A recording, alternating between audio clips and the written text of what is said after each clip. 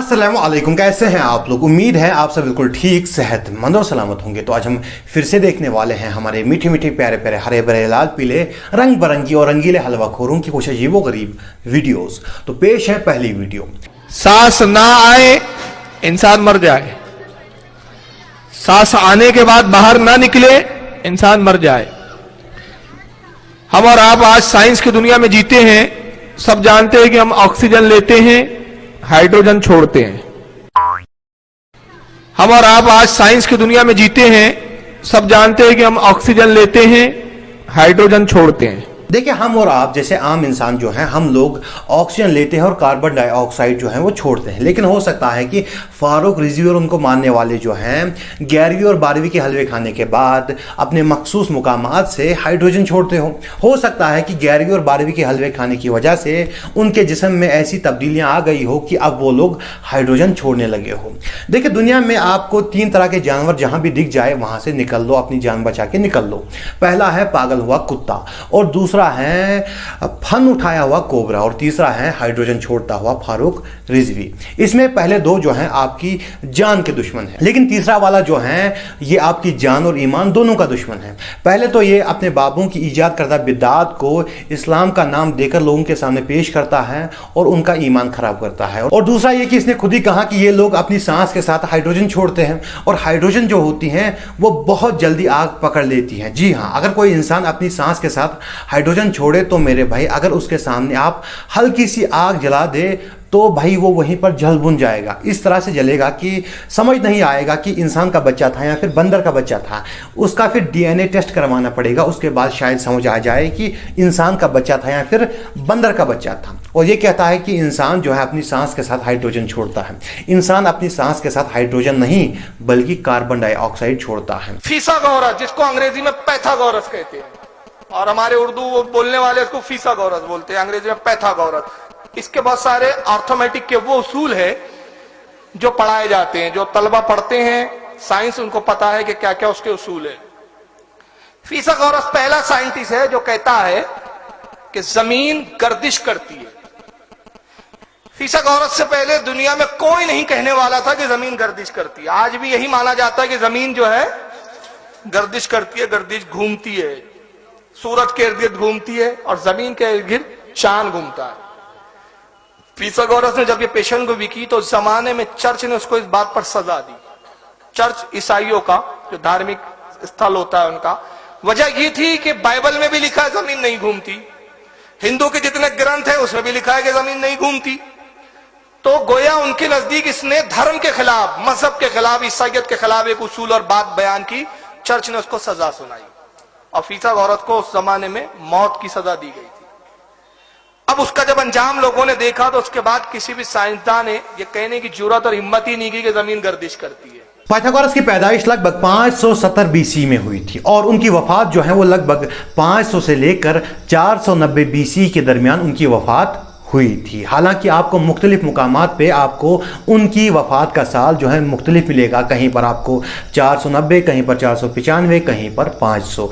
क्योंकि वो बहुत पुरानी शख्सियत है, इसीलिए उनके वफात के साल में इख्तिलाफ है कि एग्जैक्ट उनकी वफात किस साल हुई थी। और सच्चाई यही है कि उनकी वफात जो है वो 500 से लेकर 490 बीसी के दरमियान उनकी वफात हुई थी। और हम 490 बीसी उनकी वफात का साल रख लेते हैं। और हज़रत ईसा अलैहिस्सलाम लगभग 6 से लेकर 4 बीसी के दरमियान इस दुनिया में तशरीफ़ लाए थे। उसके बाद उन पर बाइबल यानी कि इंजील नाजिल हुई। उसके बाद ईसाई जो हैं वजूद में आए। उसके बाद चर्चेस वगैरह जो हैं वो वजूद में आए। देखा जाए तो पाइथागोरस की मौत के लगभग 484 या फिर 486 साल के बाद हज़रत ईसा अलैहिस्सलाम इस दुनिया में तशरीफ़ लाए थे और उसके बाद ईसाई लोग जो हैं वो वजूद में आए थे। तो फिर पाइथागोरस को ईसाइयों ने मारा, तो मारा कैसे? क्योंकि जिस वक्त पाइथागोरस इस दुनिया में जिंदा थे उस वक्त तो ईसाई इस दुनिया में आए ही नहीं थे, ईसाइयों का वजूद ही इस दुनिया में नहीं था। फिर पाइथागोरस को ईसाइयों ने आखिर मारा, तो मारा कैसे? आखिर सवाल तो बनता है। ये लैपटॉप बाबा जो है ये अक्सर जो है लैपटॉप लिए घूमता रहता है और लोगों की वीडियोस दिखाता है, उनकी गलतियां निकालता है, लेकिन एक बार भी इसने खुद सर्च नहीं किया कि आखिर जो ये बकवास कर रहा है कि ईसाइयों ने पाइथागोरस को मारा था, क्या ये सच है? एक बार सर्च कर लेता तो इस तरह से इस वक्त जलील तब्दील नहीं हो रहा होता, लेकिन इसने एक बार भी सर्च नहीं किया। शायद इसे किसी बाबा ने ये बात बता दी हो और ये उसी पर अमल कर रहा है, लेकिन एक बार खुद ये नहीं देख रहा है कि क्या ये वाकई सही था या गलत था। और इसके जो फॉलोअर्स हैं, इसके जो मानने वाले हैं, वो यही बकवास कर रहे हैं। और मैंने कई वीडियोस देखी जिसमें इसके फॉलोअर्स जो हैं ये बकवास कर रहे थे कि पाइथागोरस को ईसाइयों ने मारा है। हालांकि ये बिल्कुल झूठ है। पाइथागोरस जब इस दुनिया में थे तब ईसाई इस दुनिया में नहीं थे। खैर, चलते हैं अगली कहानी की तरफ। आला हज़रत के ज़माने में लोगों ने कहा कशिश सकल है, ज़मीन अपनी तरफ चीज़ों को खींचती है। दलील क्या है? वो कहने लगे जी सेब गिरता है तो ज़मीन पे, आम गिरता है दरख्त से तो ज़मीन पे, अमरूद गिरता है तो, अनार गिरता है तो ज़मीन में कशिश है, खींच लेती है। आला हज़रत फरमाने लगे शाबाश, साइंसदान जो कहेंगे हम मानेंगे। फरमाने लगे ज़मीन ने आधा किलो का सेब खींच लिया है, 1.5 पाव का अनार खींच लिया है, पर हमने गुब्बारे में 1.5 छटांग हवा भर दिया, वो तो ज़मीन से खींचा नहीं गया। ये किस किस्म की कशिश शकल है? आला हज़रत फरमाने लगे अजीब फ़लसफ़ा है ना जी, आम खींच लिया उसने, सेब खींच लिया, अमरूद खींच लिया, पर उससे 1.5 छटांग वाला गुब्बारा। तो लोगों ने कहा हुज़ूर फिर मसला क्या है? आप फरमाने लगे मसला ये है कि हर चीज़ अपनी असल की तरफ लौट जाती है। हर चीज़ अपनी, सेब अमरूद अनार ज़मीन से पैदा होते हैं तो ज़मीन पे गिरते हैं। हवा की असल ऊपर है, इसलिए जब गुब्बारे में हवा भरेंगे तो हवा उसको ऊपर ले जाएगी। हाँ, जब उससे हवा निकल जाएगी तो फिर गुब्बारा जिसकी असल होती है उधर लौट जाता है। इंसान मिट्टी से बना है तो जाता कहाँ है? मिट्टी रहते मिट्टी रहते। यहाँ पर हमारे मीठे मीठे और प्यारे प्यारे हरे भरे लाल पीले रंग बिरंगे और रंगीले जनाब अजमल कारी साहब ने डेंसिटी का जनाजा ही निकाल दिया। दरअसल बात कुछ ऐसी है कि अगर आप गुब्बारे में यूं फूंक मारकर हवा भरते हैं, ये जो हमारे आसपास हवा होती है ये भरते हैं, तो भाई वो गुब्बारा हवा में नहीं उड़ेगा। हाँ, अगर आप उसको धक्का देते हैं, जब तक आपकी फोर्स का उस पर असर है तब तक वो हवा में रहेगा, फिर नीचे ही आएगा। लेकिन अगर आप उसी गुब्बारे में हाइड्रोजन या फिर हीलियम गैस भरते हैं तो फिर वो गुब्बारा हवा में उड़ेगा। क्यों? क्योंकि हाइड्रोजन या फिर हीलियम गैस जो होती हैं वो एयर के मुकाबले, इस हवा के मुकाबले उसकी डेंसिटी कम होती है, उसका वजन जो होता है इस एयर के मुकाबले कम होता है, और वो हल्की होती हैं। वो गैसेस जो होती है हल्की होती है इस एयर के मुकाबले। इसीलिए अगर आप उनको गुब्बारे में भरेंगे तो वो उड़ने लग जाएंगी, क्योंकि वो इस एयर के मुकाबले हल्की है। अगर आपको समझ ना आई हो तो मैं आपको मिसाल देकर समझाता हूं। मान लेते हैं कि आप पानी में लकड़ी डालते हैं तो वो पानी पर तैरेगी, लेकिन अगर आप उसी पानी में लोहा या फिर पत्थर डालते हैं तो वो पानी में डूब जाएंगे। क्यों? क्योंकि लोहा या फिर पत्थर जो हैं उनकी डेंसिटी जो है वो पानी के मुकाबले ज़्यादा है, वो पानी के मुकाबले भारी है। लेकिन लकड़ी जो है उसकी डेंसिटी पानी के मुकाबले कम है, पानी के मुकाबले लकड़ी जो है वो हल्की है। मान लेते हैं कि आप अगर ये जो गिलास हैं इतनी ही लकड़ी लेते हैं, इतना ही वॉल्यूम होगा लकड़ी का और इतना ही वॉल्यूम होगा पानी का, और उनका वजन करते हैं, तो मेरे भाई जो लकड़ी है वो हल्की निकलेगी और जो पानी होगा वो भारी होगा, और जो हल्की चीज़ है वो तैरती हैं।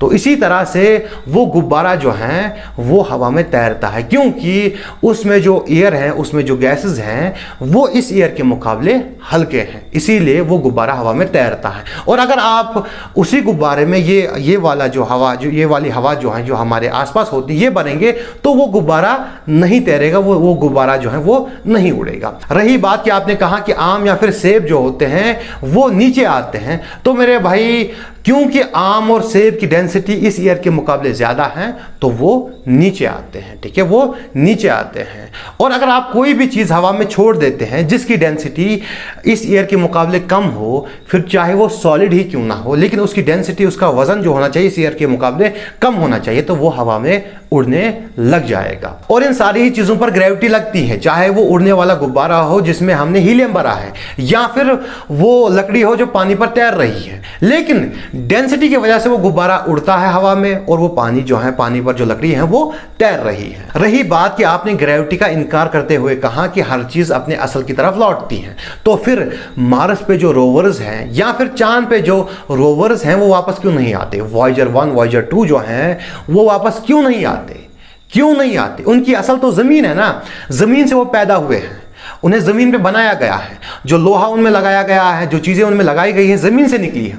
तो वो वापस क्यों नहीं लौट के आते? उनकी असल तो ज़मीन है, लेकिन वो वापस नहीं लौट के आने वाले, क्योंकि चाहे मार्स हो या फिर चांद हो, उनकी ग्रेविटी जो है ज़मीन के मुकाबले कम है, लेकिन उनकी ग्रेविटी है और वो ग्रेविटी जो है उनको वापस नहीं आने देने वाली, वो उन्हें वापस नहीं आने देगी। तो इसीलिए वो वहीं पर हैं। और अगर हम उनको ऐसा पुश दे जिससे वो चांद की ग्रेविटी से निकल सके या फिर मार्स की ग्रेविटी से निकल सके, तो फिर वो लौट के आ सकते हैं, वरना वो वहीं रहेंगे, क्योंकि चांद की ग्रेविटी या फिर मार्स की ग्रेविटी जो है उन्हें वापस लौट के नहीं आने देंगे। तो यही बात है। तो आपने, क्योंकि आपके बाबा ने ग्रेविटी का इनकार किया है, तो आप लोग भी इसी तरह से ग्रेविटी का इनकार करते हैं और अजीबोगरीब दलाइल देते हैं जिनकी आपको समझ नहीं होती। और ग्रेविटी बिल्कुल है, और जो आपने मिसाल दी है वो डेंसिटी की मिसाल है। और अगर आप कहते हैं कि हर चीज़ अपने असल की तरफ लौटती है, तो पहले आप वो रोवर्स जो है जो मार्स पे हैं या फिर जो चांद पे हैं उनको वापस ला के दिखाए, उसके बाद आप ग्रेविटी का इनकार कीजिए। खैर, आज की वीडियो यहीं तक थी और इंशाल्लाह इस वीडियो का पार्ट 2 और पार्ट 3 भी इंशाल्लाह मैं बनाऊंगा। अगर अल्लाह ने चाहा तो, जिंदगी रही तो इंशाल्लाह इसका पार्ट 2 या पार्ट 3 भी आएगा। और अगर इस वीडियो पे अच्छा रेस्पॉन्स आया तो इंशाल्लाह पार्ट 2 पार्ट 3 भी आएगा। खैर, आज की वीडियो यहीं तक थी। अगर आपको वीडियो अच्छी लगी हो तो आप वीडियो को लाइक कर सकते हैं, चैनल को सब्सक्राइब कर सकते हैं और वीडियो को ज़्यादा से ज़्यादा शेयर कर सकते हैं। मिलते हैं अगली वीडियो में। अस्सलामु अलैकुम।